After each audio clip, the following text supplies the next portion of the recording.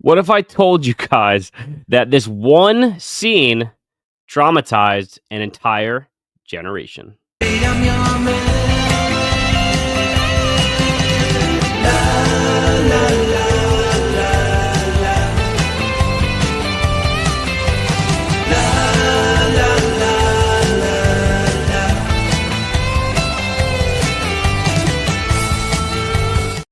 So, what up, everybody? Welcome back to the channel. Welcome back to Miles of Horror, your home for all things horror, physical media, and indie cult cinema.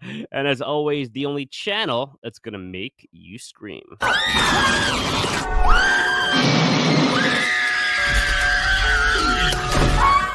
I appreciate you guys hanging out. If you'd be so kind to hit that like button, please subscribe to my channel. I would appreciate it. It's 7:58 here on Thursday in New York City. Go New York, go New York, go. Game 6 tomorrow. Got my new swag on right now.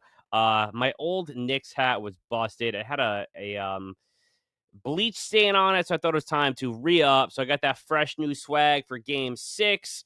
Let's get it. But anyway, let's get into tonight's video because I'm talking to you guys about an early 2001 horror movie that, quite frankly, I have mixed feelings on, and I'm going to go into those feelings. But there's one scene in this movie, truly, and it was in the trailer. So if you remember it, it was in the commercial that I shit you not traumatized an entire generation of kids. What have you done with my daughter? Are you mad? I am your daughter. Gives me the heebie-jeebies even to this day. So I'm talking about 2001, none others than The Others with Nicole Kidman. Now, this movie is definitely a vibe. I have mixed feelings on the movie overall, and I want to get into it, but I need you to understand something. That the commercial with that scene in it absolutely traumatized an entire generation of kids. I was 15 when that commercial came out, and I legitimately couldn't sleep over that scene, that trailer. And the I am your daughter. It's just terrifying. And I promise you, anybody who was a teenager during that time can vouch. It was a very big deal, this trailer. And again, the movie's okay, and I'm gonna get into that, but that specific scene was all-time good, and it traumatized a ton of people. But anyway, let me take you back to 2001 because that's when this movie came out, and it was a really interesting year for horror. Not terrible year, but early 2000s, I always say this, was just a weird time period for horror. Scream was wildly successful in 96, and you got a lot of franchises tried to go back to the slasher route, and they didn't hit then. A lot of them have aged really well, but you had a lot of weird stuff going on in the early 2000s. And then of course you had the rise of J horror in 2001, 2002 with The Ring and The Grudge and all those movies which hit really big. And that was kind of the projection of that into Saw and how that went. So listen to the horror movies that came out in 2001. You had The Pool, which I did a full review on. I loved it. Really fun slasher. You had Arachnid, Bones, Snoop Diggity Dog, The Breed, Dagon, Elvira's Haunted Hills, Final Stab, Ghosts of Mars, Horror Vision, Jason X, which is one of my favorite Jason movies, Jeepers Creepers, which is probably my favorite movie from that year. In fact, it is my favorite movie from that year. Scary Movie 2, Session 9, which is a cult fan favorite. 13 Ghosts, Valentine, and Wishmaster 3. So not bad. You had some good movies, some that I really adore, like Jeepers Creepers and Valentine, but there just wasn't that much of it. And so horror was kind of like not really a big thing in 2001. But then you had The Others, which came along, which is a really interesting movie. So I want to just kind of go through it. But if you know nothing about this movie, check this out. No! Children! Come here! Run! Can't you hear it? There's someone there. Sooner or later, they'll find you.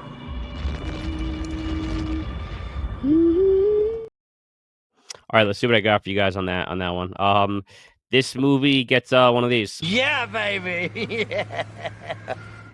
Anyway, so The Others, Nicole Kidman. Now, the movie has the most glaring issue with this movie, okay? And again, I there's gonna be some spoilers here. So if you don't want to know anything about the movie, shut it off now. But I do feel it's old enough to give some spoilers because I think there's not much happens in this movie other than like the twist. So, like I was saying, if you don't want to know anything about the movie, go now. But I will be spoiling some things. The movie has a very slow build. Okay. And I think that's its biggest weakness, which is, also it tries to be a strength for it, but the movie's an hour and 45 minutes long. And so the payoff is kind of cool.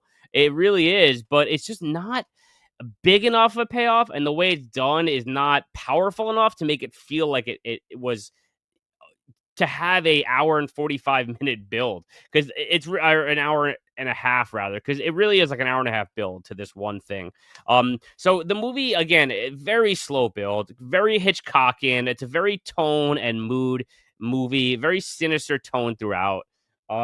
So anyway, in the beginning of the movie, you have Nicole Kidman. I don't remember her character's name. She's mother or the mother.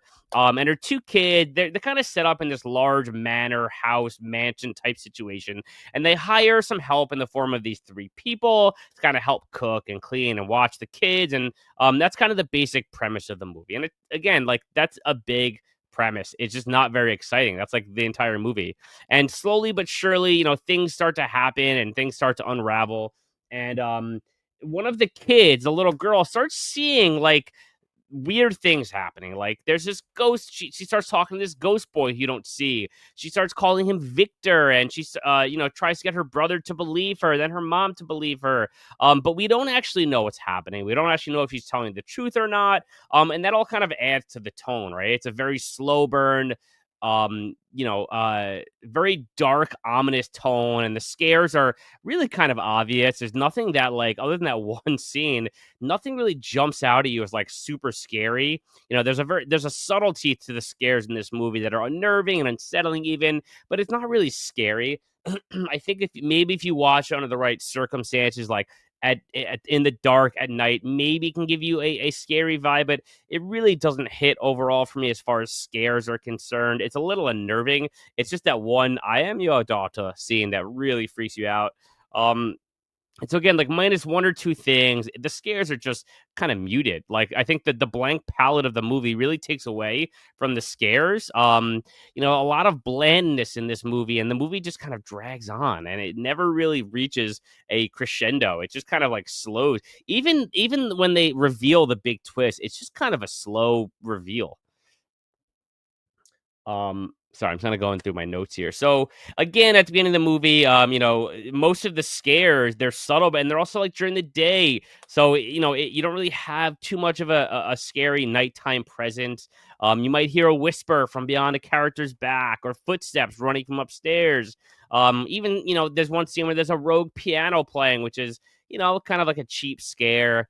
But something like even doors will shut on their own, but it becomes this kind of haunting little ghost story slash haunted house kind of vibe that again just it doesn't really deliver. It's cool and it's creepy, but again, that slow burn formula that they took with this, just it needs a better payoff. That it hits, but it just doesn't hit enough for me. It's just overall meh. And I'm not again like if you know me, I never like talk badly about movies really. This movie is just meh. If they did like a big box release, I'd probably get it just to catalog it, but and to see what it looks like in 4K. Maybe it'll add to the ambiance of it, but it's just a meh movie. Like it's too slow to be anything but that. Um, and so, like I was saying, the sound of this movie, the sound palette is just unusually quiet, guys. There's like no music throughout the entire thing. It's just like dark tones, ominous tones, that again are kind of cool and they work in some scenes, but it can be very boring for an hour and 45 minutes, almost 2 hours long, with just those kinds of tones. And again, so back to the length, the movie is almost 2 hours.